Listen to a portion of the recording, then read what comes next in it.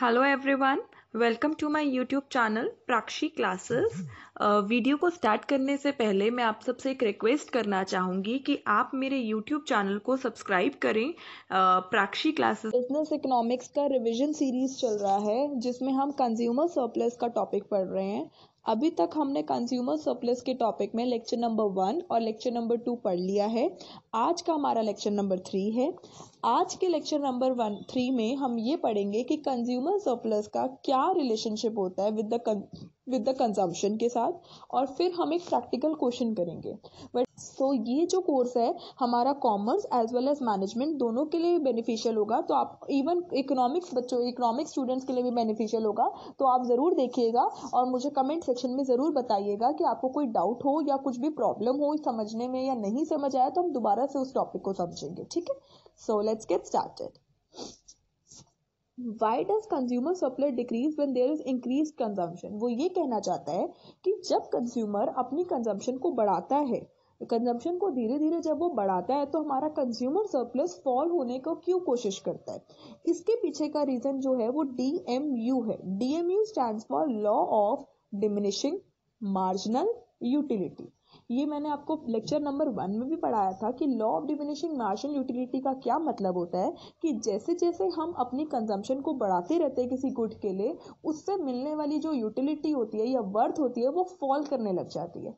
क्योंकि जो प्रोडक्ट या जो गुड हमें पहली यूनिट को खाने से सेटिस्फैक्शन मिलती है, वो सेम सेटिस्फैक्शन कभी भी हमें दूसरे यूनिट को खाने से नहीं मिलेगी। जैसे फॉर एग्जांपल आप बड़े प्यासे हो, ठीक है, आपको पहली जो सिप मिलेगी ना वाटर की, वो आपकी प्यास को ज़्यादा बुझाएगी एज कम्पेयर टू जो आप सेकेंड सिप पियोगे। सेकेंड सिप आपको सेटिस्फैक्शन तो देगी, पर सेकेंड सिप आपको फर्स्ट सिप से कम सेटिस्फैक्शन देती है। थर्ड सिप आपको सेटिस्फैक्शन तो देगी, पर थर्ड सिप आपकी सेकंड सिप के साथ सिप से कम सेटिस्फैक्शन देगी। और फोर्थ सिप तो आपने पी ली कि ग्लास में पानी छूटना है ना, गिरे ना जाए, इसलिए मैंने पी ली। और अगर आपको कोई 5वीं बार जबरदस्ती पानी पिलाए ना, तो आप बोलोगे बस यार मेरा पेट भर गया, मुझसे नहीं पिया जा रहा, तो आपको कोई सेटिस्फैक्शन नहीं देगा। तो जैसे जैसे हम अपनी कंजम्पशन को बढ़ाते हैं, तो उससे मिलने वाली जो यूटिलिटी होती है वो फॉल होती है। The law of diminishing margin utility states that the first of a given good, जो फर्स्ट यूनिट होती है किसी भी गुड की जो हम परचेज करते हैं और कंज्यूम करते हैं, वो हमेशा क्या देती है बेटा, हायर यूटिलिटी देती है कंज्यूमर को compare to the second of that good. Second unit उस गुड से ज़्यादा, सेकेंड यूनिट जो है उस गुड से ज़्यादा यूटिलिटी कौन देगा, फर्स्ट यूनिट देगा उस गुड का। और सेकेंड जो गुड को खाने से जो यूटिलिटी मिलेगी वो ज़्यादा होगी compare to third unit of that good से। थर्ड यूनिट से मिलने वाली जो यूटिलिटी होगी वो ज़्यादा होगी compare to fourth unit of the good से, and so on it the cycle continues. For example, if you are quite hungry, आप बहुत भूखे हैं, ठीक है, और आपको क्या मिलेगा, हाई डिग्री ऑफ यूटिलिटी मिलेगी from purchasing a sandwich, so you will be willing to pay a higher amount of the sandwich. आप इतने भूखे हैं कि बस कुछ भी मिल जाए। अब वो सैंडविच मार्केट में मिल रहा है 50 रुपए का, मार्केट में और कुछ है ही नहीं यार, पता नहीं सारी शॉप्स ही बंद हो गई। तो the person is willing to pay even ₹50, जबकि वो उस सैंडविच की वर्थ नहीं है, फिर भी वो विलिंग होता है उस 50 रुपए देने के लिए, वो सैंडविच के लिए जो सिर्फ बासी भी हो जाता है कभी कभार। ये आप लोगों को पता होता है कि जरूरी नहीं है कि फ्रेश ही सैंडविच हो शॉप्स पे, फिर भी वो विलिंग होता है क्योंकि वो जो सैंडविच है वो उसकी भूख को शांत कर सकता है। बात समझ आई। However you will be less hungry for the second sandwich, so you will be willing to pay less for that sandwich. पर आप जब सेकंड सैंडविच खरीदोगे, आपकी कोई कुछ भूख शांत हो चुकी है, तो सेकंड सैंडविच के लिए आप कभी भी विलिंग नहीं होगे 50 रुपए खरीदने, 50 रुपए पे करने के लिए। आप ढूंढोगे, आधा घंटा ढूंढोगे शॉप को कि मुझे कोई शॉप मिल जाए जहाँ सैंडविच मुझे 10 रुपए का ही मिल जाए। तो कहने का मतलब ये है कि जब हम किसी गुड को खरीदते हैं ना, और जब पहली बाइट ले लेते हैं, तो हम उसके लिए कुछ भी पे विलिंग है पे करने के लिए। बट जब हम सेकंड बार वो प्रोडक्ट खरीदने जाते हैं, तो हम वो प्रोडक्ट को उस प्राइस पे कभी भी विलिंग नहीं होते खरीदने के लिए। जैसे हम हमारी प्रैक्टिकल लाइफ पे हम फोन खरीदने गए, तो जब मैंने एक फोन खरीद लिया, मैंने उसको बोला कि मार्केट में, उसने बोला 10,000 का फोन है, मैंने कहा ठीक है भैया मैं ले लूंगी। पर मैंने भैया को आगे ये भी शर्त रखी कि भैया जब मैं दूसरा फोन लूंगी ना, तो मैं आपसे इतने रुपए पे नहीं लूंगी, मैं कुछ डिस्काउंट मांगूंगी, क्योंकि मुझे पता है कि मेरा एक फ़ोन मेरी यूटिलिटी को सेटिस्फाई कर सकता है, दूसरा फ़ोन तो मैं इसलिए ले रही हूँ कि चल वो थोड़ा प्राइस कम कर देगा और मैं आगे गिफ्ट कर दूंगी। तो डिस्काउंट का कोई कंसेप्ट नहीं है यहाँ पे, यूटिलिटी का कंसेप्ट है कि पहला प्रोडक्ट हमेशा आपको ज़्यादा सेटिस्फैक्शन देता है as compare to second product. ठीक है, This means that the consumer surplus for a given output decline as more and more of the good is consumed. जैसे जैसे आप अपनी कंजम्पशन को बढ़ाते जाते हो आपकी विलिंगनेस टू पे कम होती जाती है, और जब विलिंगनेस टू पे कम होती जाती है तो जो गैप होता है कंज्यूमर सरप्लस का वो घटता जाता है। क्योंकि मैंने आपको बताया पहला सैंडविच पाने के लिए आप विलिंग थे पे करने के, बट दूसरे सैंडविच के लिए आप शॉप को ढूंढोगे ही ढूंढोगे, नहीं यार 50 रुपए की तो वर्थ ही नहीं है, कोई बात नहीं दूसरी शॉप से मिल जाएगा। दूसरी शॉप से आप 40 रुपए ही पे करोगे, आप ज्यादा नहीं पे करोगे, उससे अच्छा तो फिर मैं 50 रुपए दे देता हूँ। बात समझ आई? तो जब हम ज्यादा कंजम्पशन करते हैं तो हम विलिंगनेस भी कम कर देते हैं पे करने के लिए, क्योंकि जो पहला प्रोडक्ट है वो हमारी भूख को कुछ शांत कर चुका होता है। क्लियर हुआ मेरा पॉइंट? ठीक है, अब आ जाओ प्रैक्टिकल क्वेश्चन पे। प्रैक्टिकल क्वेश्चन क्या कहता है, if the demand for a consumer is given by function this, आपको डिमांड एक डिमांड दी हुई है कंज्यूमर की, फंक्शन दिया हुआ है ये, जहां पे एक्स आपका क्वांटिटी डिमांडेड है और पी आपका प्राइस है। कंज्यूमर सरप्लस निकालना है आपको, जहां पे एक्स आपका किसके इक्वल होगा 3। आपके पास ये सारे ऑप्शन है, आपको कंज्यूमर सरप्लस निकालना है जब आपका एक्स किसके इक्वल है 3 के। पहले आपको ये समझना पड़ेगा कि कंज्यूमर सरप्लस कैसे निकालते हैं, ये डायग्राम से समझिए। ये आपका डिमांड कर, ठीक है, ये आपका सप्लाई कर, डिमांड और सप्लाई जहाँ पे इंटरसेक्ट करते हैं वो आपका इक्विलिब्रियम प्राइस, और ये आपकी इक्विलिब्रियम क्वांटिटी। हम एक्स एक्सिस पे क्वांटिटी डिमांडेड लेते हैं और वाई एक्सिस पे प्राइस लेते हैं। वो क्या कह रहा है, एक्स क्या है 3, दैट इज हमारी डिमांड कितनी है 3, तो ये 3 यूनिट्स है। 3 यूनिट्स पे हमारा इक्विलिब्रियम प्राइस क्या होगा, कैसे पता चलता है, ये जो इक्वेशन दी हुई है ना बेटा, ये डिमांड कर्व की इक्वेशन दी हुई है, ये इस डिमांड कर्व की इक्वेशन है। डिमांड कर्व की इक्वेशन पे अगर मैं एक्स की वैल्यू 3 लिख दूं तो मुझे पी की वैल्यू पता चलेगी। ठीक है, ये देखो पी मेरे को पता है क्या है 27 minus of 3x minus of x square, यही है ना। मैं p की वैल्यू निकाल रही हूँ कैसे, 27 का 27 लिखा, 3 into x, that is x क्या है 3, माइनस 3 का स्क्वायर, ये कितना हुआ बेटा 27 माइनस 3 इंटू 3 9, माइनस 3 का square is 9, 27 minus of 18 is equal to 9। 9 क्या आ गया मेरा इक्विलिब्रियम प्राइस, सॉरी 9 क्या आ गया मेरा इक्विलिब्रियम प्राइस। जब 3 मेरा क्वांटिटी डिमांडेड है तो इक्विलिब्रियम प्राइस मेरा क्या है 9। ठीक है, तो ये पता चल गया। अब एक और चीज देखो, अब आ जाओ इधर, ये मेरा डिमांड कर, ये मेरा इक्विलिब्रियम प्राइस, ठीक है, ये 9 है,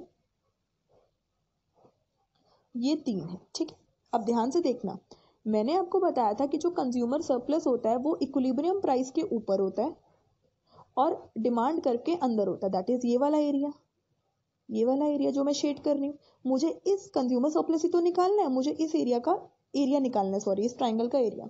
मैंने अभी आपको बताया कि कंज्यूमर सरप्लस का फॉर्मूला होता है half into base into height. देखो बेस तो मुझे पता है, क्या है मेरा बेस, ये बेटा ये 3 है ना, बट बेटा मुझे हाइट नहीं पता। हाइट क्यों नहीं पता, क्योंकि मुझे मैक्सिमम प्राइस नहीं पता कितना वो विलिंग है, इसलिए ये फॉर्मूला नहीं लग सकता। बात क्लियर हुई है?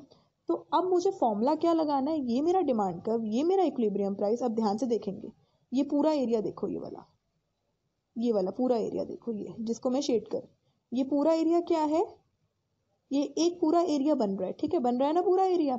अगर इस पूरे एरिया में से मैं ये वाला एरिया माइनस कर दूं, ये वाला एरिया मैं माइनस कर दूं, तो मेरे पास कौन सा एरिया बचेगा बेटा, मेरे पास एरिया बचेगा ये वाला।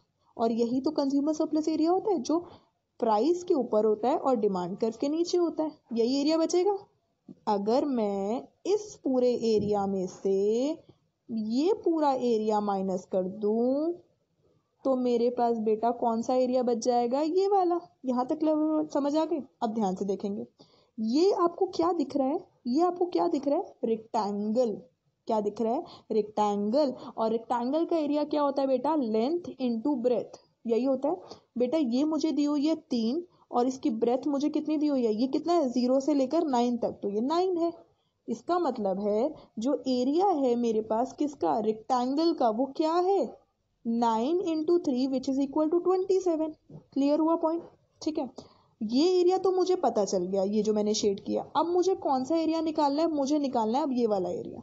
कौन सा वाला एरिया, ये वाला एरिया। अगर मेरा ये वाला एरिया आ गया, उसमें से मैं ये एरिया माइनस कर दूंगी तो मेरे पास ये वाला एरिया आ जाएगा। ये एरिया निकालने के लिए अब ध्यान से देखेंगे, इस एरिया का फॉर्मूला क्या होता है, इंटीग्रेशन। ये इंटीग्रेशन कहाँ से होगा बेटा, ये देखो ये 0 है और ये क्या पॉइंट है 3, तो 0 से लेकर 3, 0 से लेकर 3 और जो आपका डिमांड फंक्शन है, क्या है आपका demand function 27 minus of 3x minus of x square, इसको आपको इंटीग्रेट करना है।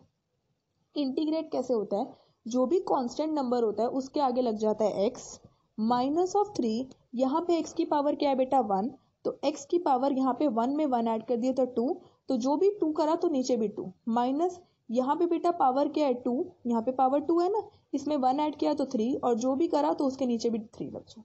मेरी बात क्लियर हुई है।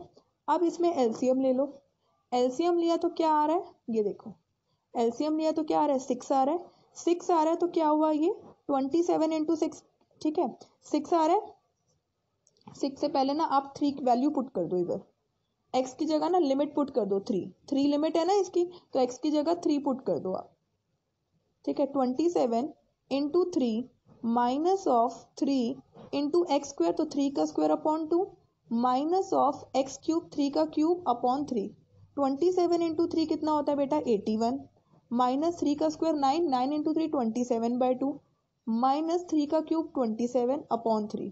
अब इसका एलसीएम लिया मैंने, एलसीएम लिया तो 6 को 81 से डिवाइड किया तो 486 माइनस ऑफ 6 को 2 से डिवाइड किया तो 3 को 27 से मल्टीप्लाई किया तो 81 माइनस 3 को 6 को 3 से डिवाइड किया तो 2 को 27 से माइनस किया तो 50, 2 को 27 से मल्टीप्लाई किया तो 54, इसको जब माइनस किया तो बेटा आंसर आ रहा है 351/6, 351/6 को जब डिवाइड किया तो आंसर आ रहा है बेटा 58.5। मेरी बात समझ आई है, मैंने क्या किया दोबारा बता देती हूँ, मैंने सिर्फ इंटीग्रेट किया 27 का 27 के साथ x लगा दिया, 3 का 3 रहने दिया, x की पावर 1 है उसमें 1 ऐड कर दिया, जो भी ऐड किया वो नीचे डिवाइड भी करा, x की पावर 2 है तो 2 में 1 ऐड किया तो 3 है तो नीचे 3 से डिवाइड किया। फिर मैंने क्या किया, इनकी लिमिट्स पुट करी, लिमिट्स मतलब पहले 3 पुट किया, 3 पुट करने पे सॉल्व करने पे आया मेरे पास आंसर आया, मेरे पास क्या आंसर आया बेटा 58.5।